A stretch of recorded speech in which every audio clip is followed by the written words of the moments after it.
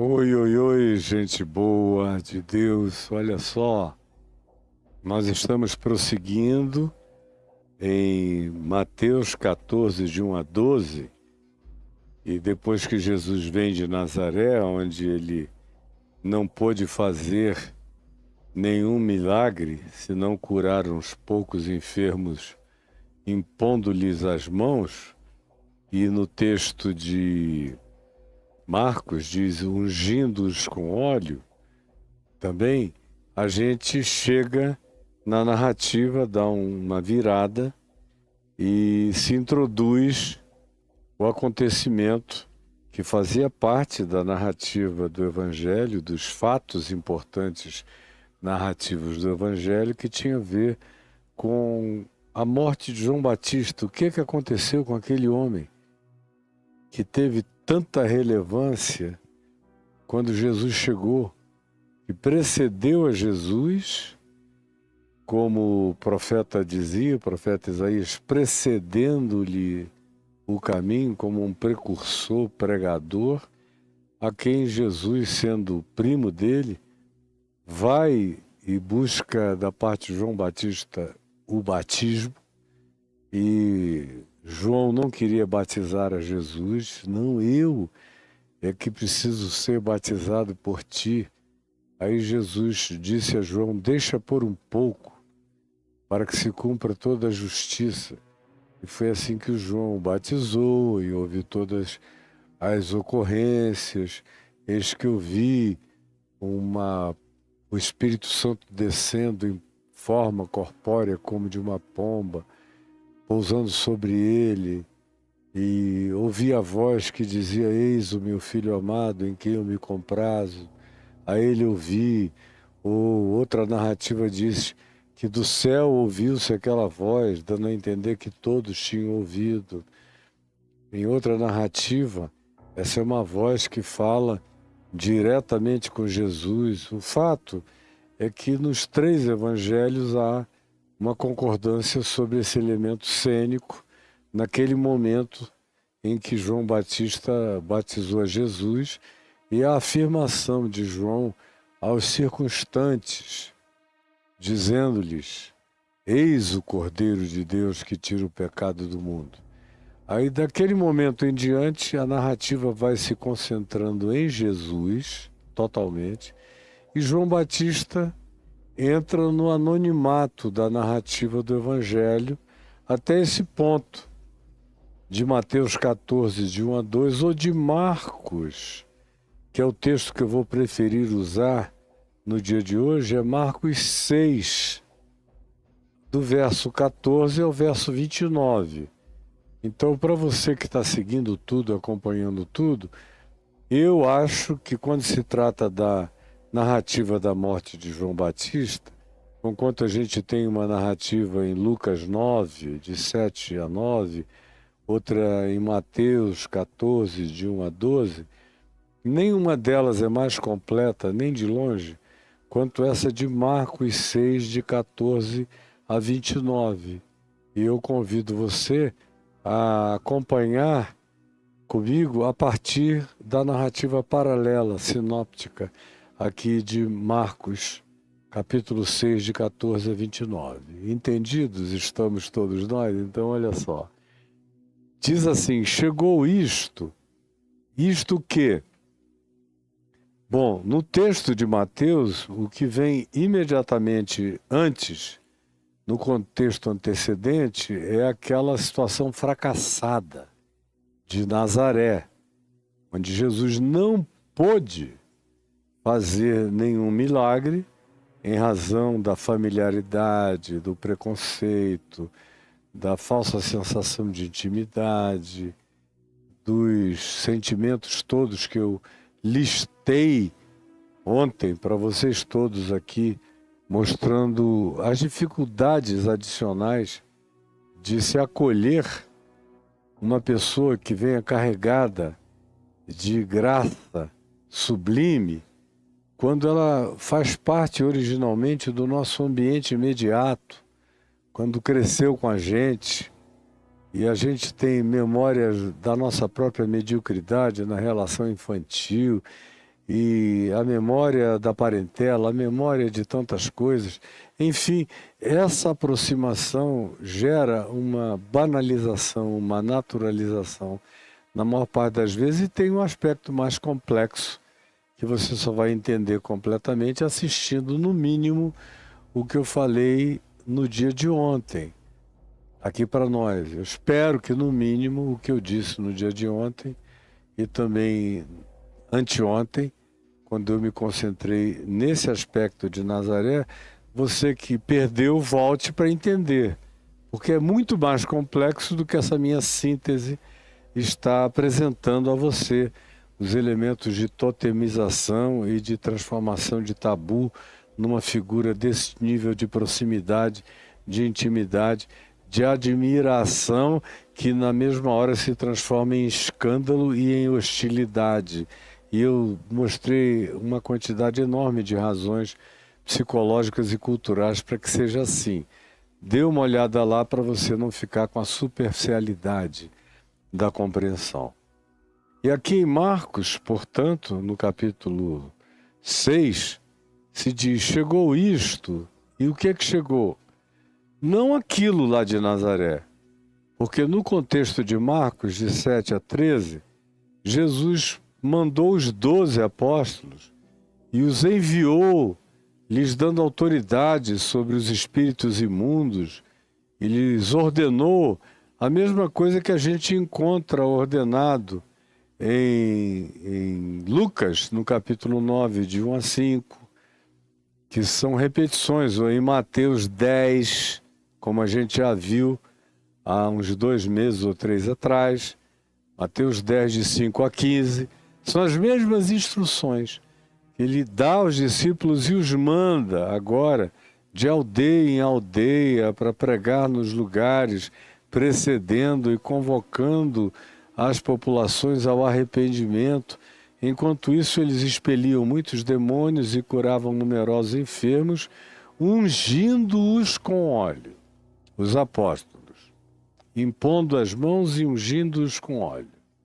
Chegou essa notícia de que agora não só Jesus, mas tinha um grupo de no mínimo 12 pessoas, pode ter sido maior, a 12 eram os apóstolos. Mas se a gente olhar para a narrativa de Lucas 10, Jesus mandou 70. Eram duplas de 36 duplas que foram enviadas. Aqui a ênfase é enviou os 12, porque é uma narrativa que dá ênfase nos apóstolos, mas não foram só eles que foram. Outros, igualmente experientes, foram enviados para esse trabalho de precursão da chegada posterior de Jesus a essas localidades. É esse assunto de que havia agora não só Jesus, mas um grupo grande de discípulos também curando, fazendo milagres, expulsando demônios e anunciando o evangelho do reino de Deus, é que chegou até os ouvidos do rei Herodes.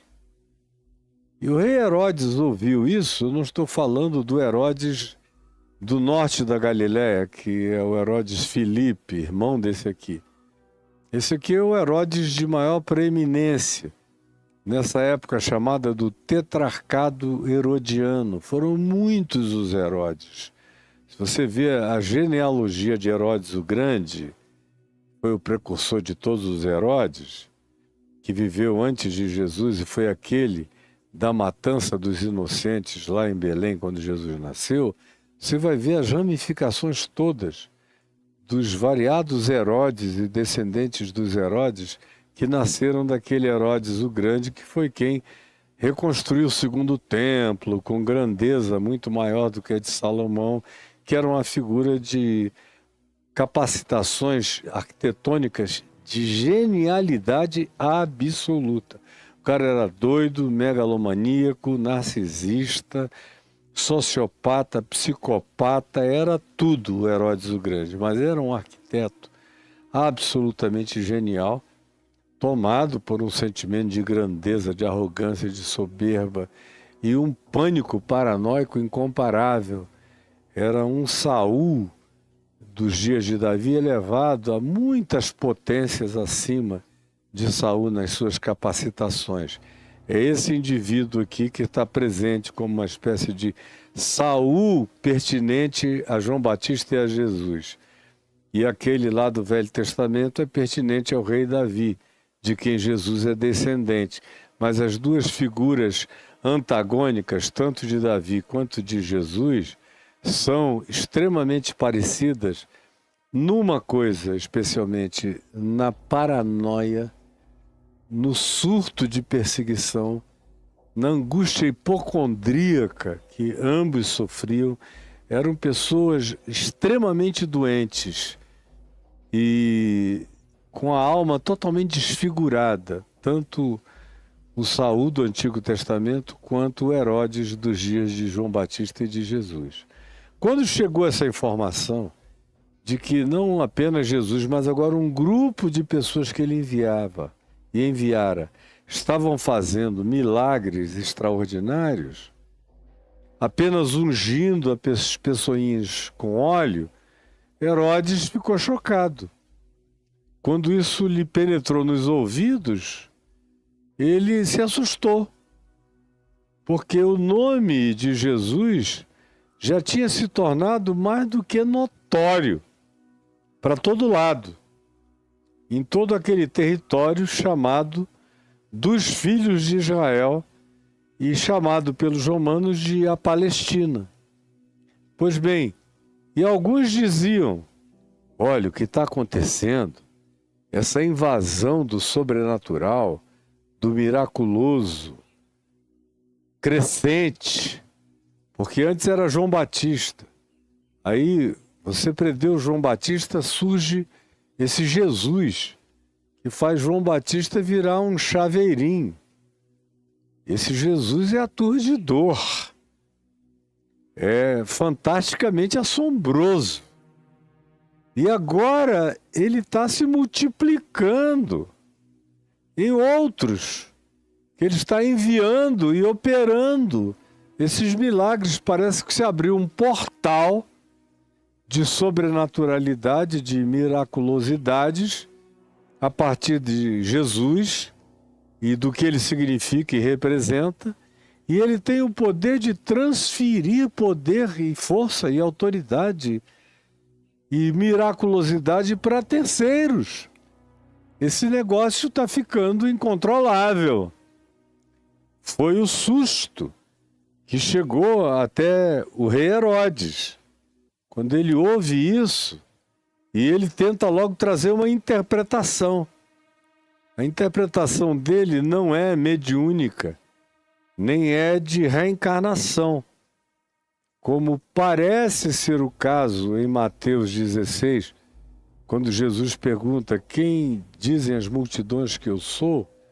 E vem aquela listagem, uns dizem que tu és Jeremias, ou Isaías, ou Elias, ou algum dos profetas, ou até mesmo João Batista, que fez uma reinfusão espiritual e está operando em ti simultaneamente. Foram os assuntos prévios que eles trouxeram do povo para Jesus, e Jesus disse: vós, quem dizeis que eu sou? Foi quando Pedro disse: tu és o Cristo, Filho do Deus vivo. Mas isso fica para depois.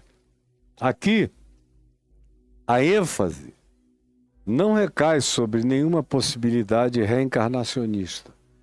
Conquanto houvesse, especialmente na Galileia dos gentios, uma influência multicultural dos povos todos à volta e das caravanas que passavam dos grupos subsaarianos e da Etiópia e do Egito, dos Nebateus e de Edom, Amon e Moabe, de toda aquela região da Decápolis, das Decapólis, e as caravanas que passavam na frente de Cafarnaum se dirigiam aos roteiros mais longínquos, chegando no final à Índia, iam e voltavam com informações variadas, de modo que a Galiléia não é chamada à toa de Galiléia dos Gentios, porque também havia um fomento de natureza, de concepções religiosas, informações e trocas as mais variadas com os grupos religiosos de toda a terra, muito mais na Galiléia do que, por exemplo, em Jerusalém, onde as caravanas não passavam tanto.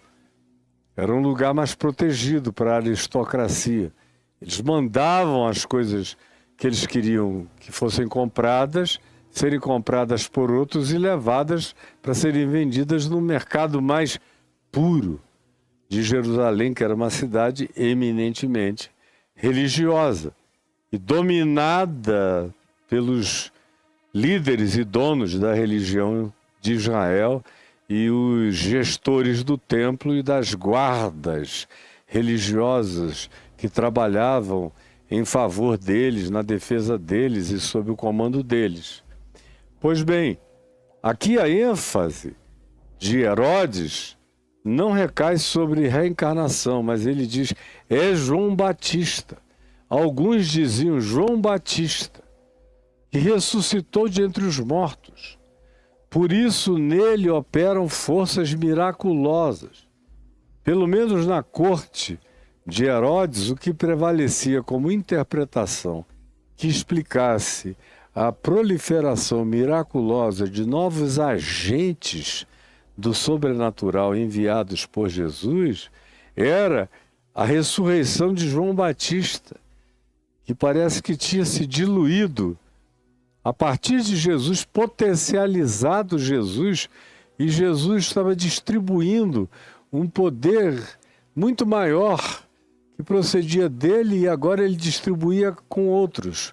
O que se não explica, todavia, é o fato de que o apóstolo João diz, confessando o que o povo em geral falava, que João Batista nunca tinha feito nenhum milagre.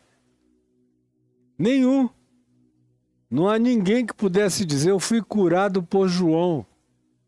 João veio como um profeta sem milagres, só com palavra, com exortação, com admoestação. João, na verdade, não operou nenhum sinal, nenhum milagre. Aí se acrescenta no Evangelho de João, porém, tudo quanto ele disse acerca de Jesus era verdade. Essa é a ênfase do apóstolo João no seu Evangelho acerca de João o Batista, em relação a Jesus.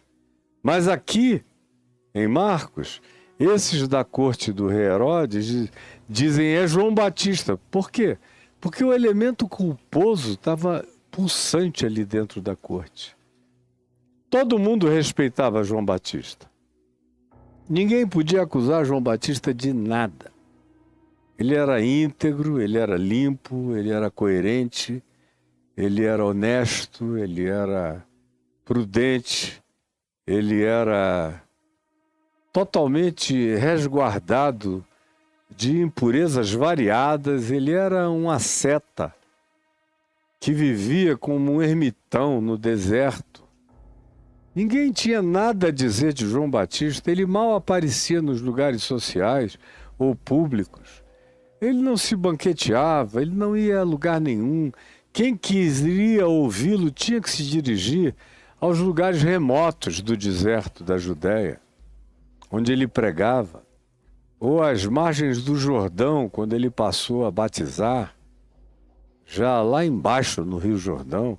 Ou seja, para ouvir João Batista, a pessoa tinha um trabalho. Tinha que ir até ele, porque ele mantinha a tradição profética dos verdadeiros profetas de Israel, que era ficarem sempre em lugares separados, marginais e reclusos. Diferentemente dos falsos profetas de Israel, que iam morar na corte para adularem o rei, a rainha, para oferecerem profecias que agradassem a realeza, as autoridades e os ricos das cortes. E esses eram sempre os falsos profetas. Porque os verdadeiros profetas estavam sempre longe do poder.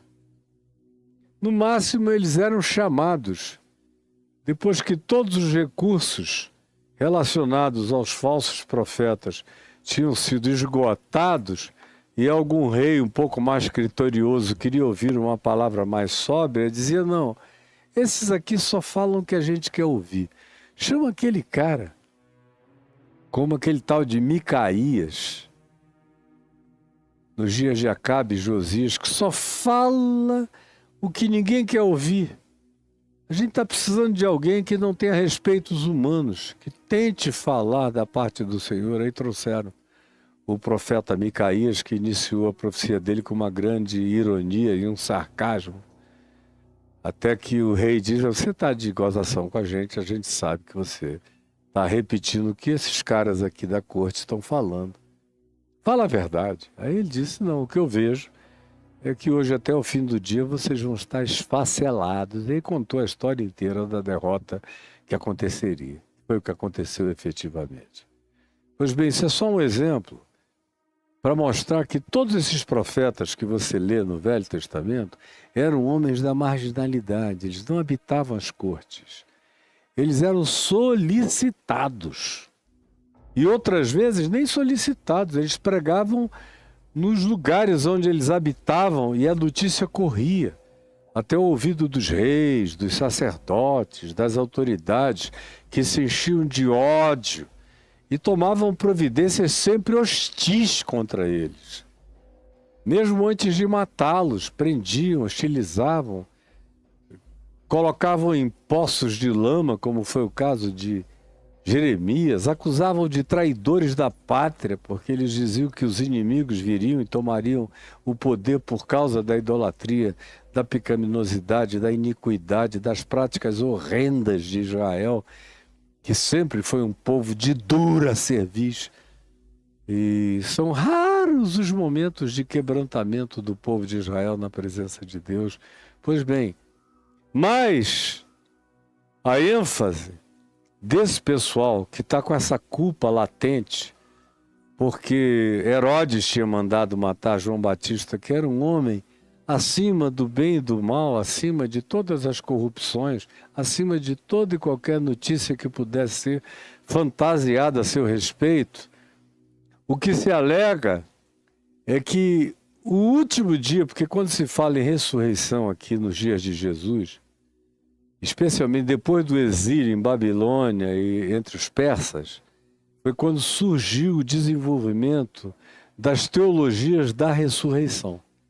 Você vê no profeta Daniel, no profeta Ezequiel, e tem o desenvolvimento posterior das literaturas judaicas pseudoepígrafes, ou chamadas apócrifas, quando começa a superabundar a ideia de ressurreição que você não encontra no Velho Testamento clássico, aqui da Bíblia que você lê. Praticamente não tem alusão à ressurreição, tem algumas suaves alusões em Jó, ou aqui e ali, mas muito parcas. Isso cresce como matemática e que vira teologia, que vira escatologia judaica, em Daniel, em Ezequiel e posteriormente nos textos intertestamentais, ou seja, entre Malaquias e a chegada de Jesus do Novo Testamento. É quando a ideia de ressurreição, de vida eterna, de transcendentalidade, de prosseguimento da vida se desenvolvem na mentalidade rabínica e na mentalidade acadêmico-cultural das seitas religiosas de Israel, dentre elas a principal, a dos fariseus. Mas os essênios tinham uma escatologia muito semelhante do final dos tempos. Só os saduceus é que não criam nem espírito, nem anjo, nem ressurreição dos mortos, nem coisa alguma. Eles se mantinham fiéis à tradição do Velho Testamento, do Eclesiastes de Salomão e de todos aqueles textos que, aonde a existência contemporânea acaba, acaba tudo. E no máximo tem um ecozinho distante de uma ressurreição, quem sabe, de um dia tão remoto que não se fala nem a respeito do assunto. Aí, nesse sentido, tinha um monte de povos da Terra que eram muito mais evoluídos sobre a perspectiva da sobrevivência do espírito depois da morte, acerca da ressurreição dos mortos, acerca da transcendência e entrada em outros mundos e dimensões, da existência de seres de outras dimensões espirituais que você vê muito do Velho Testamento, nos anjos que aparecem aqui e ali, mas é nesse intervalo, no período intertestamental, em que essas concepções que tinham sido extremamente desenvolvidas a partir do pensamento dos babilônios, dos medos e dos persas, ou seja, de origem mesopotâmica original, é que tinham impregnado agora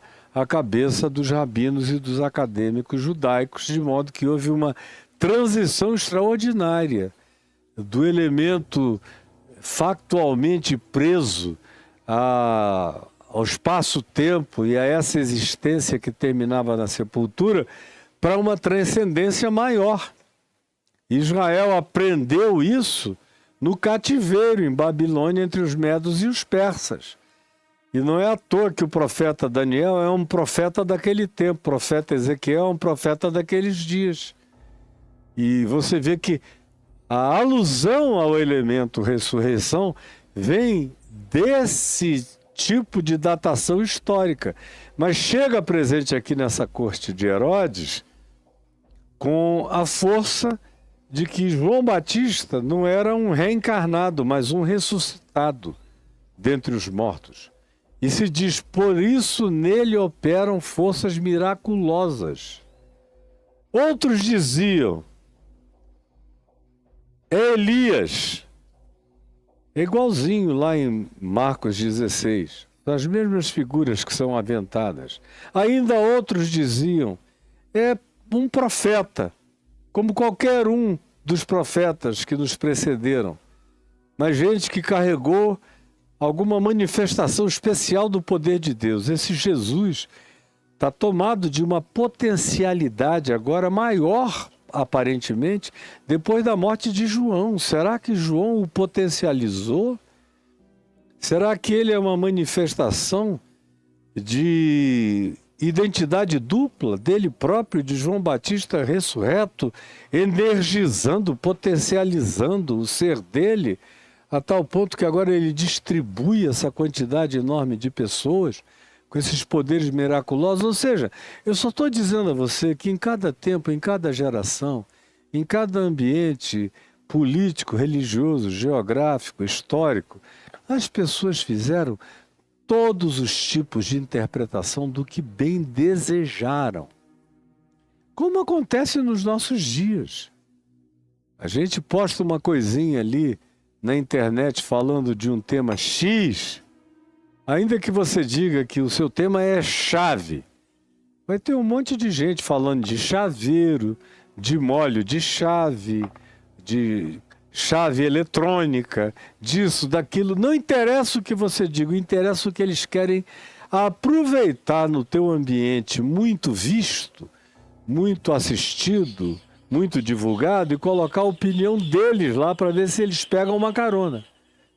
Aqui não é exatamente esse caso, mas nas cortes, todo mundo quer dar a sua opinião para dizer a posteriori, eu falei sobre o assunto. Não, hoje lá na corte, o papo era esse, eu dei minha opinião. Eu falei que era Elias. O outro diz, eu disse que era fulano de tal. Outros dizem, eu fui um dos que asseverei que é João Batista ressuscitado. Eu só estou fazendo a você essa introdução para você saber que não mudou absolutamente nada. A natureza humana é assim, leviana, precipitada, ignorantemente idiotada e com a capacidade enorme de vomitar tolices de todos os lados, de opinar inconsequentemente. Ficou infinitamente pior, porque agora qualquer imbecil pode fazer uma live e dizer todas as imbecilidades da Terra que no passado não era possível. No passado o cara tinha que estar num ambiente como uma corte, ou tinha que ter um espaço num jornal, ou depois da televisão e do rádio tinha que ter alguma capacidade de dizer coisa com coisa que interessasse a uma grande maioria para ele ter um espaço de radiodifusão ou de televisão. Hoje em dia não. Todo mundo é dono do seu canal, da sua TV, da sua página, do seu jornal, qualquer idiota. Por isso é que a gente vê a proliferação incontrolável da imbecilização absoluta e universal para todos os lados. E você fica assistindo e vendo que quanto mais imbecil seja a sugestão, maior serão os milhões e milhões de seguidores da mesma ignorância, da mesma palhaçada, da mesma propagação, o que só mostra o nível de atordoamento, de embrutecimento, de burrice crônica, de universalização da patologia de um que vai se transformando em realidade epidêmica, tomando conta de uma quantidade enorme de outros que não sabiam nem o que dizer, mas passam a repetir a tua idiotice ou de alguém perto de ti. Que é como acontece o tempo todo nos nossos dias, e não é uma coisa inventada hoje, só é potencialmente muito mais ampliada nos nossos dias. Porque, portanto, uns dizem, outros falam, é o que a gente tem de sobra nessa internet, e quem quiser se defender de idiotices não ande pesquisando. Porque, meu Deus, é aturdidor a quantidade de imbecilização que sai para todo lado e você vê as pessoas aplaudindo, dizendo maravilha, que coisa linda. Aí você vai ver quem é que está dizendo isso. É um cara que não tem opinião sobre nada e que repete qualquer outra coisa que ecoe mais forte perto daquele ouvido totalmente embrutecido, emburrecido e desinformado. Infelizmente é isso. Mas o verso 16 de Marcos 6 diz que Herodes, porém, ouvindo todas essas histórias, disse, conclusão dele próprio, Herodes agora, da sua culpa, é João. Porque ele estava culpadíssimo, o rei Herodes. Ele ouviu as histórias e disse, é João a quem eu mandei decapitar, que ressurgiu. É o João descabeçado que voltou da morte, decapitado. E vocês vejam o nível de culposidade que ele carregava, porque ele nem diz só é João que eu mandei executar, ele faz questão de ser minucioso, meticuloso, de dizer a quem eu mandei decapitar. Sabe lá a quantidade de vezes que esse cara não andou com essa imagem da cabeça de João Batista, que foi trazida numa salva de pratas, lá do cárcere, oferecida à filha de Herodias, que dançou gostosa, bonitinha, peladinha, com os contornos sensuais do seu corpo delicioso e absolutamente encantador, fez a corte inteira babar, e o rei Herodes querer pegar a menina, e falou para a mãe dela, que era amante dele, e a menina era sobrinha dele, porque era filha do irmão dele, Herodes Filipe, lá da Cesareia de Filipe, no extremo norte, no sopé do Monte Hermon, cuja esposa ele estava pegando, e estava descaradamente a chamando de minha mulher, e agora queria também pegar a sobrinha, filha do irmão dele, e ficou tão encantado que disse, olha, essa bundinha mexendo, esse quadrilzinho, essa dança do ventre, esses seios lindos, essa menina extraordinariamente, eu dou metade de tudo que eu tenho para você deixar, Herodias, eu ficar com ela. Eu pegar essa garota também. E aí, essa é a proposta que ele faz. E ele só não imaginaria que Herodias, a mulher do seu irmão Filipe, ouvindo isso de Herodes, que tinha mandado prender a João Batista porque ela, Herodias, odiava João Batista. como eu falei antes, porque João Batista resolveu fazer uma coisa que não se diz que Deus mandou que ele fizesse. João Batista tinha uma mensagem dada por ele da parte de Deus: arrependei-vos e convertei-vos. Ele pregava no deserto. A ele iam guardas judaicos, guardas romanos, cobradores de impostos, os chamados publicanos, as meretrizes, todo tipo de pecadores, iam em profusão ouvi-lo, naquele seu convite à mudança de vida, à metanoia, ao arrependimento, ao batismo para transformação de consciência e de pensamento. Era isso que ele fazia. E até mesmo os fariseus se apresentaram lá.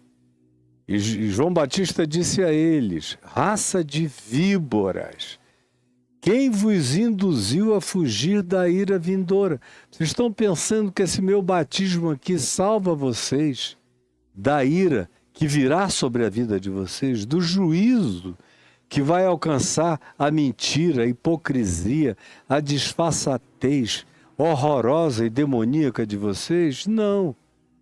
A menos que vocês se convertam, que a mente mude e que vocês produzam fruto digno de arrependimento, fruto coerente com metanoia, com mudança de vida. Do contrário, o meu batismo não muda nada na cabeça e na vida e no resultado da existência de ninguém.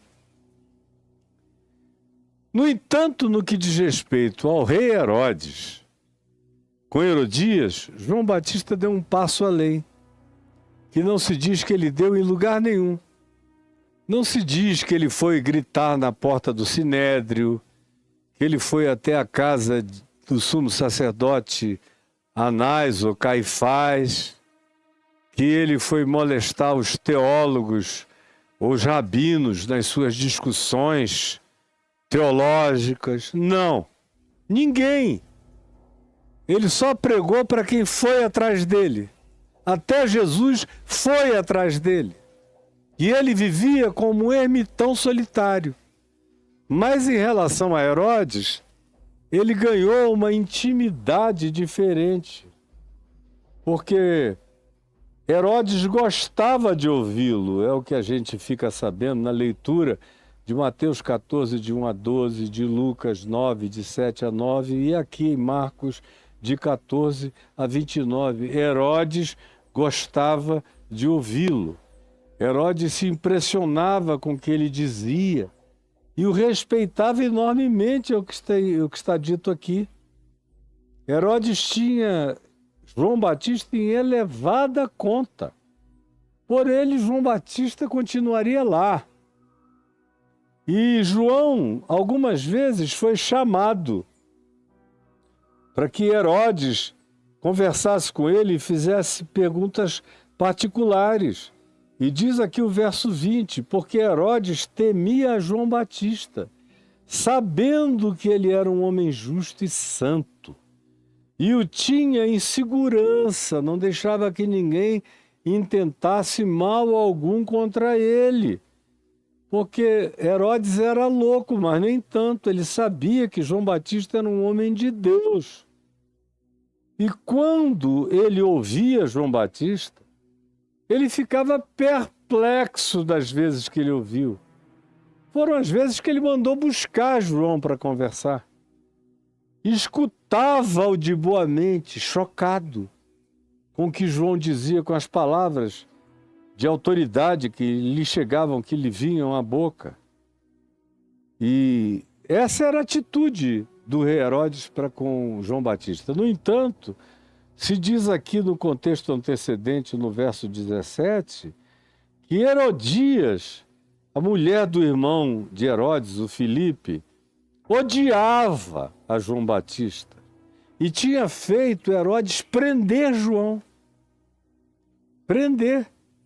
Se você não quer matar, prende, porque eu não aguento mais.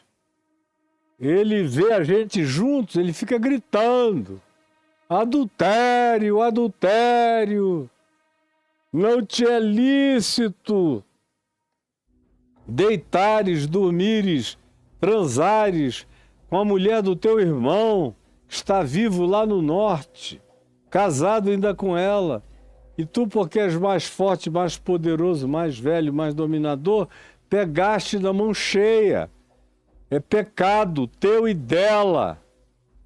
E ela queria era poder, o Herodes que tivesse mais poder. Ela não queria o sobrenome da família, ela queria o poder de quem mais podia e teria a oferecer. E era esse Herodes aqui, o mais velho dessa tetrarquia.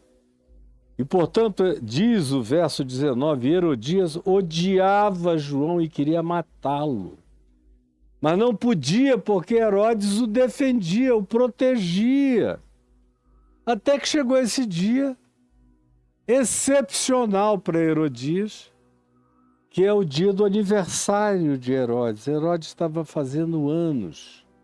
E ele deu um banquete enorme e chamou representantes, dignatários, consulados, gente com grandezas representativas de todos os lugares que ele pôde alcançar com convite e trazer. Trouxe todo mundo para o seu palácio em Jerusalém e ofereceu um banquete absolutamente grandioso. E também aos oficiais e militares romanos e oficiais do templo judaico e aos principais ricos e poderosos da Galileia e das Decapólis. Chamou todo esse pessoal e fez uma festaça.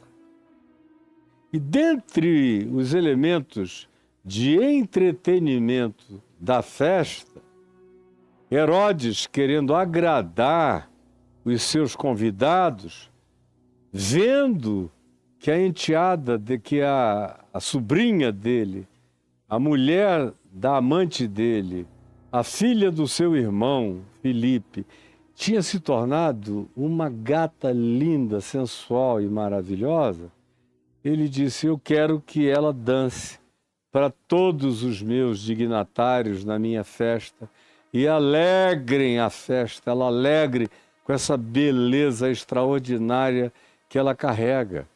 E aí é a hora em que a menina entra e dança, e gera esse furor geral nos homens todos. Herodes está ali com um desejo, com uma ereção incontrolável, uma vontade de posse, de possuir, de devorar a garotinha, de fazer dela propriedade comestível, da sua gula, do seu hedonismo. Aí ele vira, depois desse espetáculo de nudez sensual e de perplexidade quanto à beleza apreciada por todos, ele disse à jovem, pede-me o que tu quiseres e eu te darei, sua linda. E jurou, se você me pedir, mesmo que seja a metade do meu reino, eu dou a você. Você vale cada centavo, sua gostosa. Aquela loucura de um homem surtado de desejo, com muito poder na mão. E aí ela saiu do meio da festa, de diante do trono do rei, procurou a sua mãe ali ao lado e falou no ouvido da mãe, escuta, ele está me oferecendo qualquer coisa, até metade do reino. O que eu peço? E a Herodias odiava tanto, tanto, tanto a João Batista, que ela não quis a metade do reino. Ela podia ter dito, aceita. E a gente vai ficar mais poderoso do que o teu pai, lá no norte, na Cesareia de Filipe. Muito mais, porque aqui é onde a grana está, o poder habita. Mas não, o ódio de Herodias era uma coisa tão fixada em João Batista, que ela trocou os milhões e milhões, as realidades todas, as riquezas, os utensílios, os ouros, as pratas, as joias, as pedras preciosas, os baús de tesouro, por um único pedido. Pede agora mesmo, nesse instante, sem demora, a cabeça de João Batista num prato.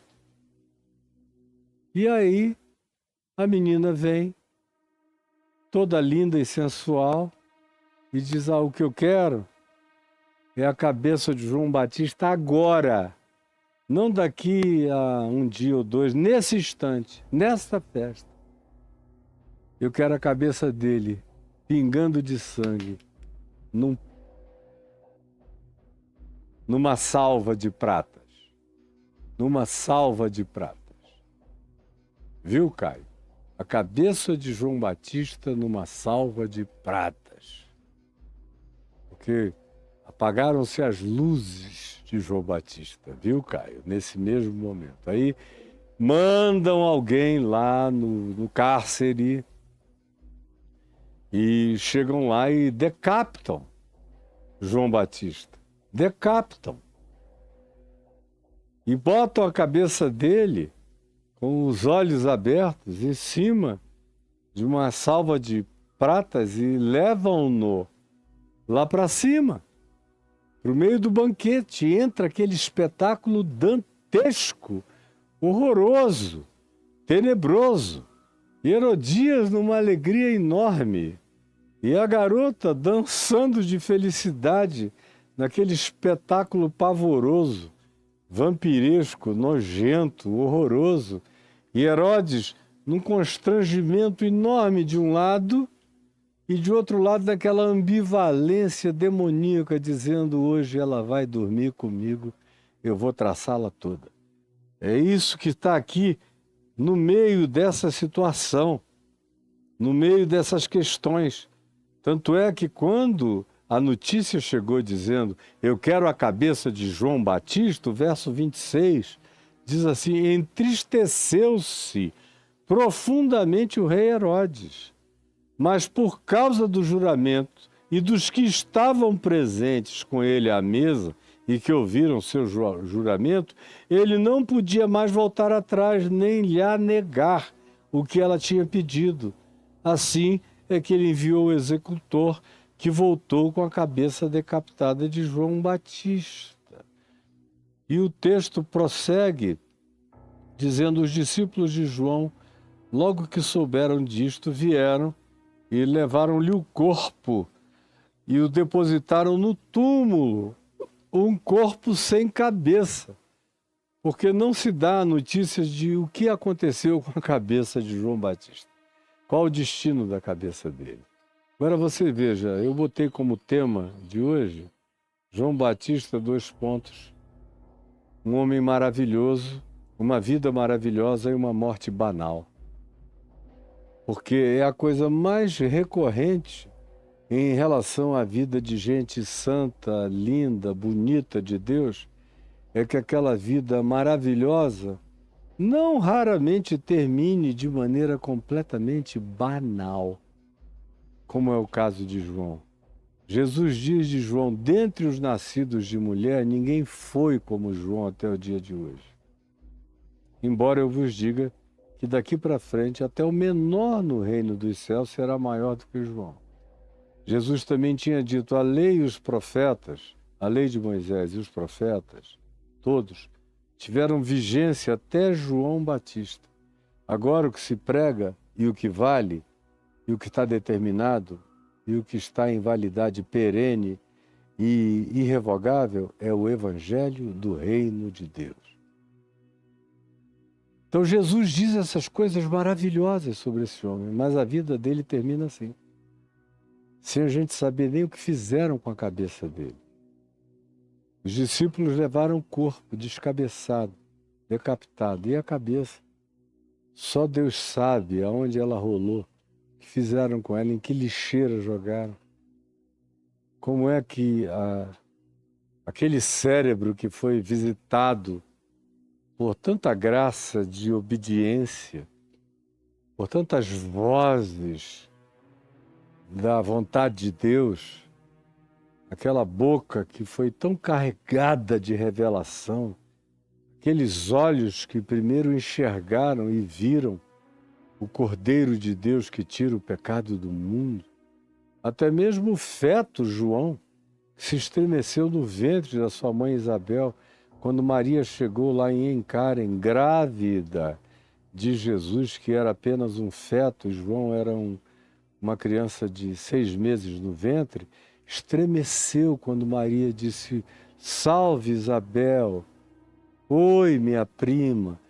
João tremeu no ventre e Isabel disse: a criança se estremeceu de alegria pela voz da tua saudação, porque de onde me provém que me venha visitar a mãe do meu Senhor, do meu Salvador.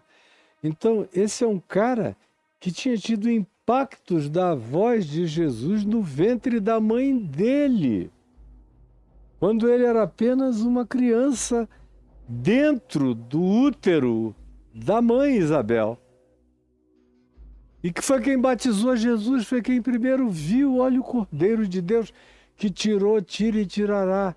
Ele é a solução para todos os pecados, é nele que as coisas ficarão consumadas eternamente, que a lei se cumprirá absolutamente. Ele é o cumprimento de todas as coisas. João viu antes de todo mundo. E agora, esses olhos, esses ouvidos, essa boca, essa cabeça, esse aparato de natureza sensorial objetiva está separado do corpo, jogado em qualquer lixeira do palácio.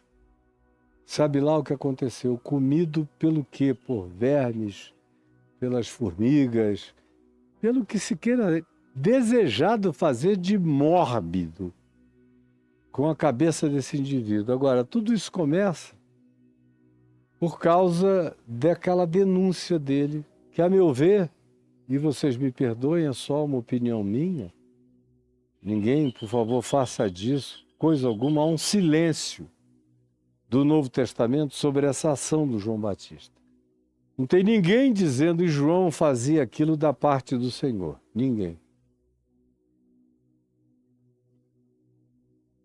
Nem Jesus disse.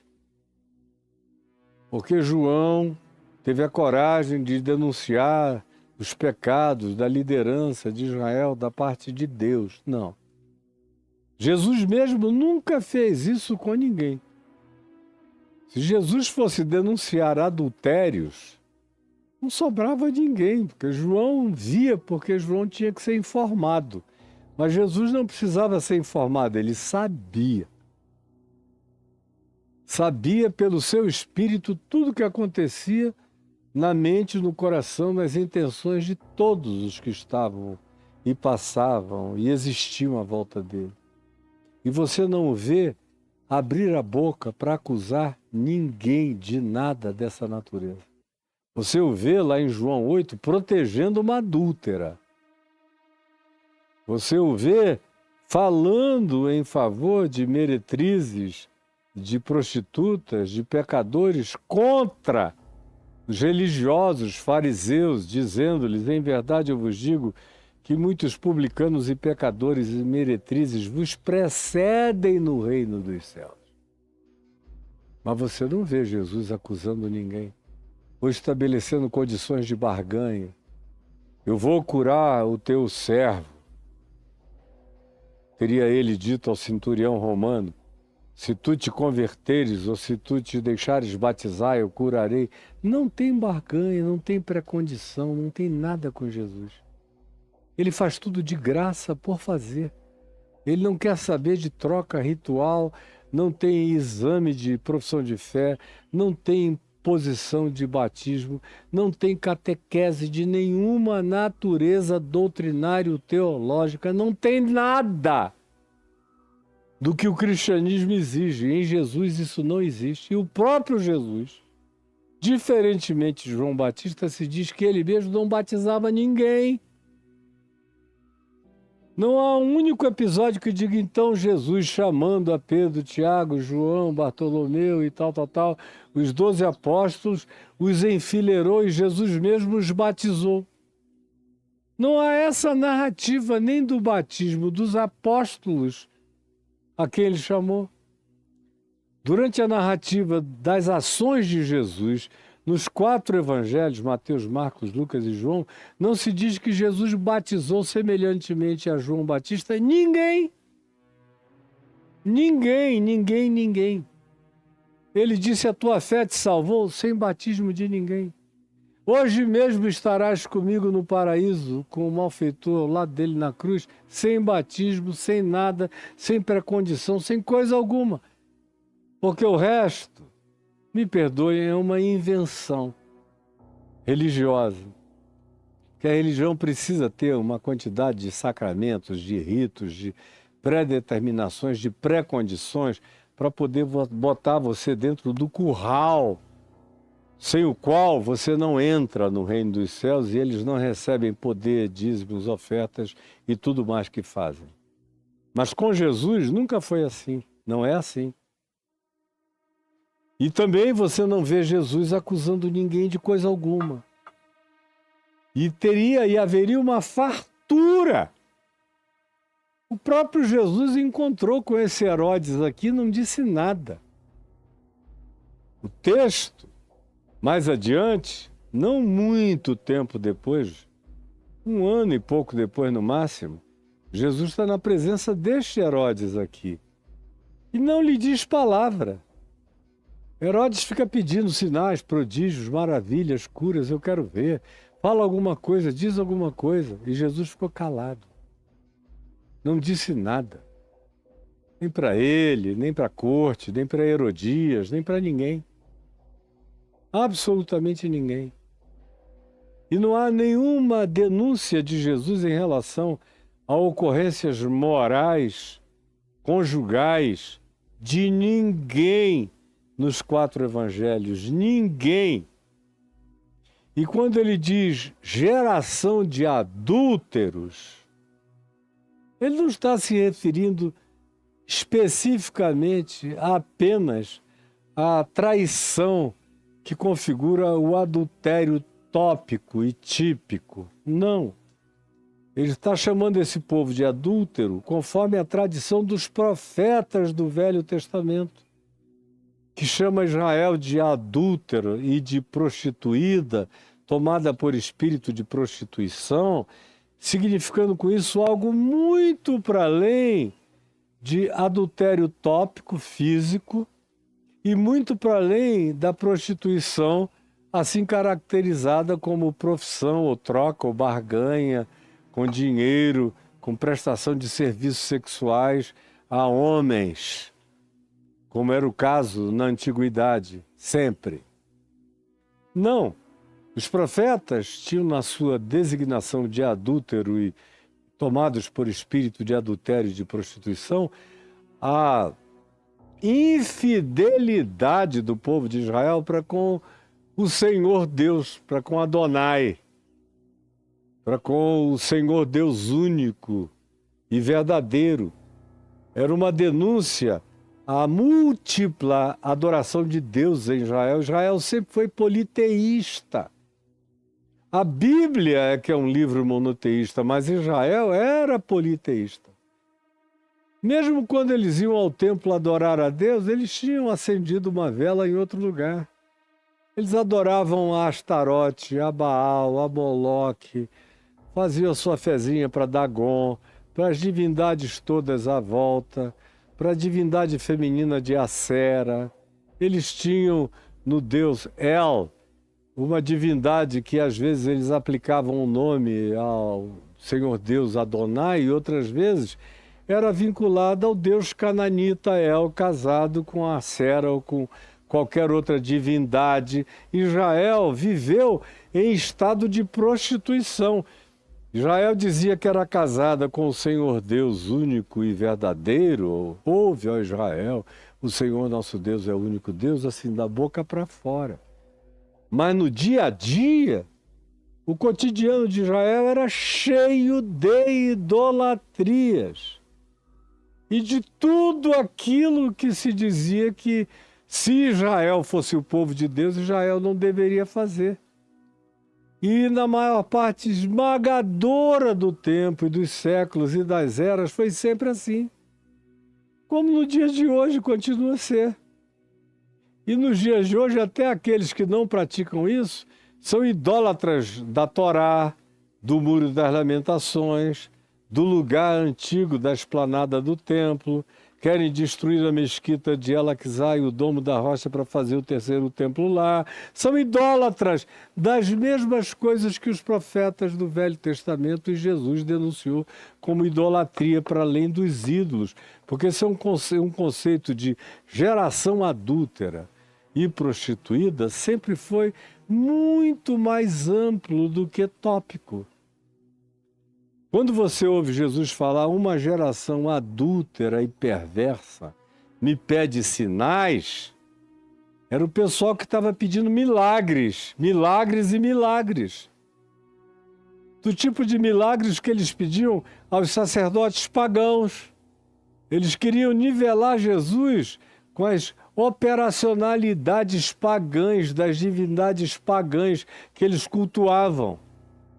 E eles respeitavam alguém não pela verdade do ensino que proferia, mas pela quantidade de mágicas, de feitiços, de magias, de poderes, de sobrenaturalidades, de paranormalidades que a figura expressasse. E de Jesus vem essa denúncia. É nesse sentido que é uma geração adúltera. Mas você não ouve Jesus entrando na casa de ninguém dizendo aqui, ó, ou quando ele dá conselhos aos discípulos, não entrem na casa de nenhum adúltero. Senão ele não podia entrar na casa de ninguém. O que ele diz é, procurem ver se nessa casa vocês encontram pelo menos um filho da paz. Um filho da paz. Ao invés de serem os filhos, vocês sabem de quê? Um filho da paz. Aí vocês já podem ficar porque tem um ponto de conectividade. Do contrário, não. Mas João Batista tomou para si um lugar que a gente não encontra no Velho Testamento, da parte de nenhum dos profetas veterotestamentários, nenhum deles. Qual foi o profeta do Velho Testamento que acusou adultério de qualquer rei? E olha que os reis do Velho Testamento, adultério era brincadeira. Eles podiam fazer o que eles quisessem. Mas você não vê os profetas dedicados a isso. Você os vê afirmando a iniquidade, a injustiça, a corrupção da vida deles que corrompia o povo todo, a corrupção dos sacerdotes, a mentira dos profetas, que corrompiam toda a consciência nacional, que estimulavam aquela diversidade, aquela pluralidade politeísta de todos os lados. É isso que você vê na denúncia dos profetas. Você não vê porque você não lê. Você não gosta de ler a Bíblia, não quer saber. Por isso você não sabe nada de coisa nenhuma, mas você não vê. E eu sei porque eu sei. E não tem ninguém que, sabendo, consiga me contraditar. Não há essa alusão. João Batista parece inaugurar uma era de perseguição a um rei em relação a uma mulher. Você vê o que se diz, Elias diz para o rei Acabe, conquanto o Acabe fosse casado com uma mulher perversa chamada Jezabel, mas você vê que em momento algum Elias decide partir para um embate corpo a corpo com Acabe ou com Jezabel. Ele confronta os profetas de Baal, isso tudo.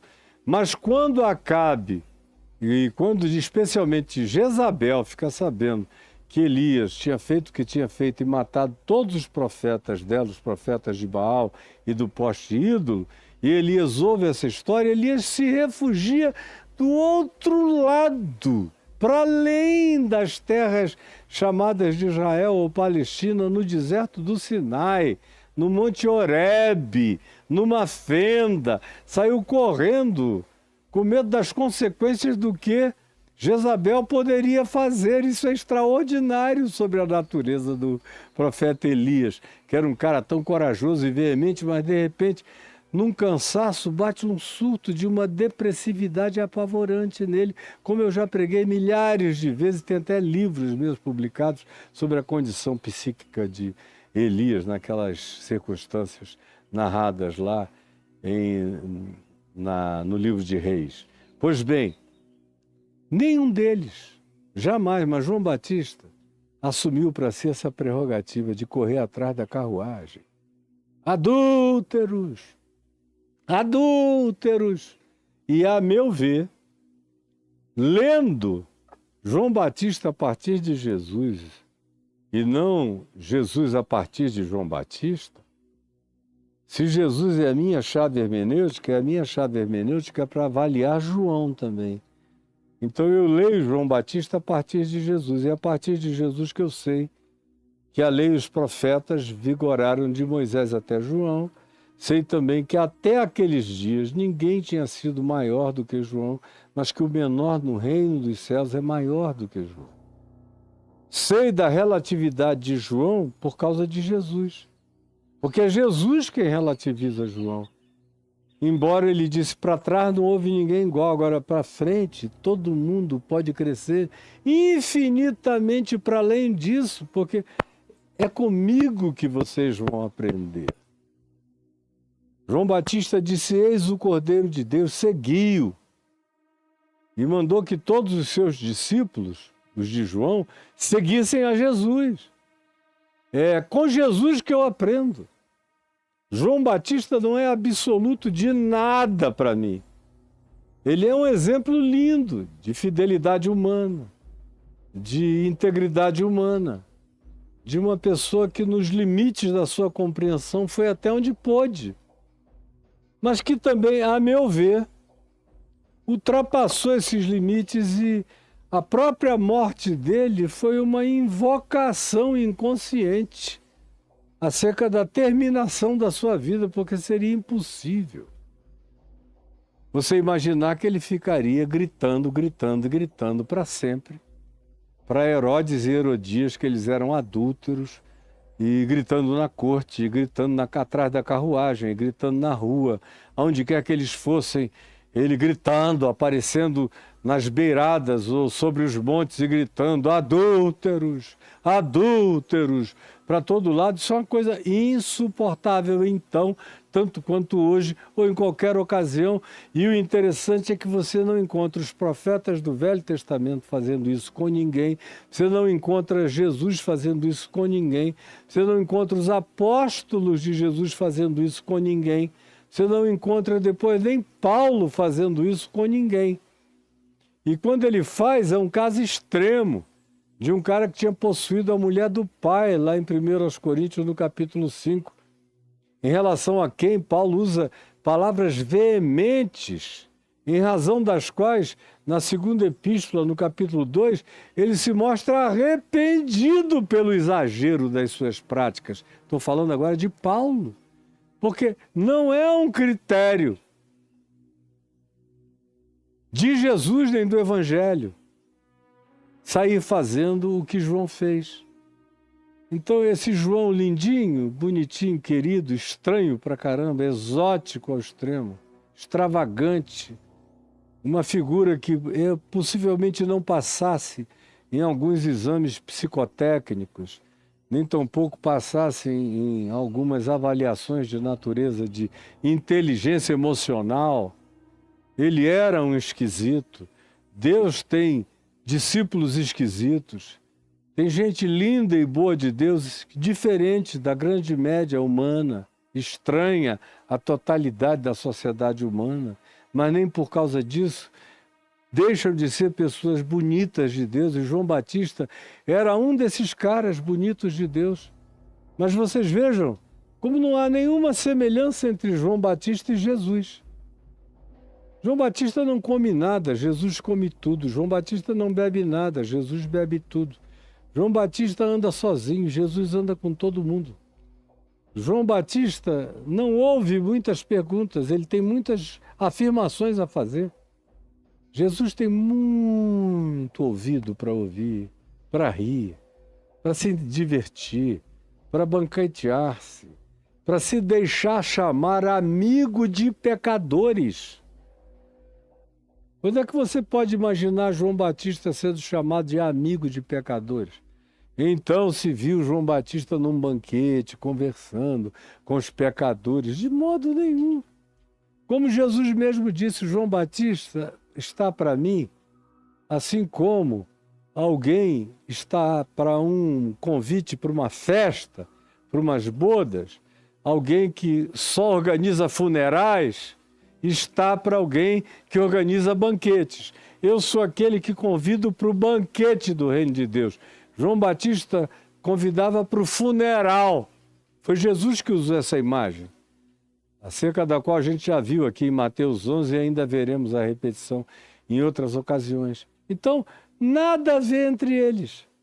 E, a meu ver, essa morte de João Batista foi praticamente uma invocação inconsciente, porque era impossível que alguém fizesse o que ele estava fazendo sem jurisprudência profética anterior, nem contemporânea, nem exemplo algum de Jesus que justificasse essa prática e não viesse a receber a punição que ele recebeu, ainda que, se dependesse exclusivamente do rei Herodes, ele tivesse sido poupado, porque Herodes temia pelas consequências espirituais sobre ele, Herodes, porque reconhecia que, apesar de todas as manifestações de estovamento, de grosseria, de ogrice, de expressão grotesca, muitas vezes João Batista, ele era um homem santo e justo de Deus. Mas muitas vezes eu já conheci tantos homens santos, justos de Deus, ogros, que eu tive que chamar num canto e dizer, olha, ama a Deus, mas pelo amor de Deus, não seja mal educado. Eu já fiz isso muitas vezes com muita gente boa. Eu sei que você é sincero, mas você está sendo mal educado. O Evangelho de Jesus também apresenta os modos de Jesus. Você não é chamado para obedecer os modos de Moisés, os modos de Elias, os modos de Davi, os modos de João Batista, os modos de Pedro, não. Você é chamado a obedecer os modos, as gentilezas, os tratos, as relações, as afabilidades de Jesus conforme a pertinência. E o encaramento que Jesus fez de grupos específicos, sempre dentro do extremo insuportável das pertinências, mas nunca fora das pertinências. Bom, isso foi a introdução de hoje. A gente prossegue. Eu estou aqui sem saber nem se hoje é quinta-feira. Hoje é quinta? Isso. Tá, então eu volto com você só terça que vem, dando prosseguimento. Mas, na minha opinião, pode sair dizendo por aí, não tem problema. O Caio falou que, na opinião dele, João Batista foi decapitado porque falou o que não precisava ter falado. Porque gritou de maneira puritanamente ortodoxa e violenta e grotesca e insistente e inconveniente e ogra e para além dos limites, o que Jesus não praticou, o que os profetas não fizeram, ele extrapolou e aí deu ocasião para que aquele ente diabólico que era o Herodias dissesse, vamos fazer pé-pé, vamos brincar com a cabeça, com a bola da cabeça de João Batista na nossa festa da perversidade. E aí uma vida maravilhosa tem uma morte banal, como a gente vê de vez em quando acontecer. Senhor Jesus, eu te peço que tenha sido mais do que uma história, tenha sido uma história ilustrativa, elucidativa, tenha trazido de fato luz, compreensão, educação na justiça, que nos tenha ensinado o bom senso, a sabedoria, os modos de Jesus.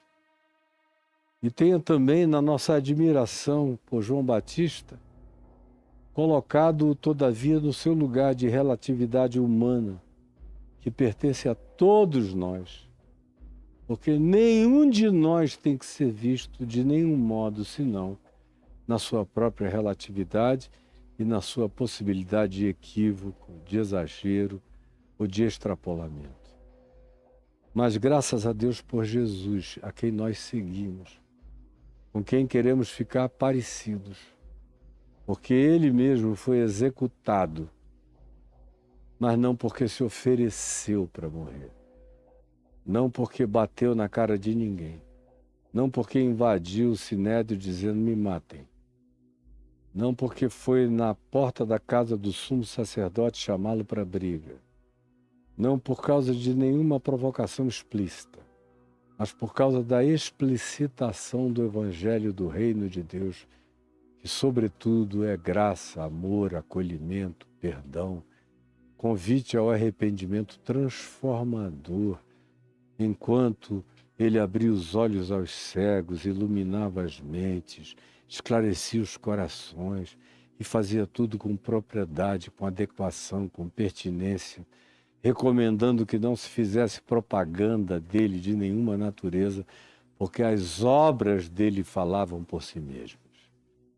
Ajuda-nos a entendermos isso para praticarmos isso na nossa vida. E a não termos nenhum herói bíblico na nossa vida. Nenhum. São todos nossos irmãos, com os quais a gente aprende o bem e com os quais a gente pode aprender a não praticar determinados erros, equívocos ou males. Apenas Jesus é o absoluto em toda a perspectiva da nossa existência. Por isso Ele é a nossa chave interpretativa de todas as coisas, em todas as direções. Porque Ele é o absoluto, é o homem pleno, é o humano absoluto e é o divino manifesto de maneira absoluta para a percepção humana. É o que eu te peço que tenha entrado na consciência de alguns aqui ou de muitos, em nome de Jesus.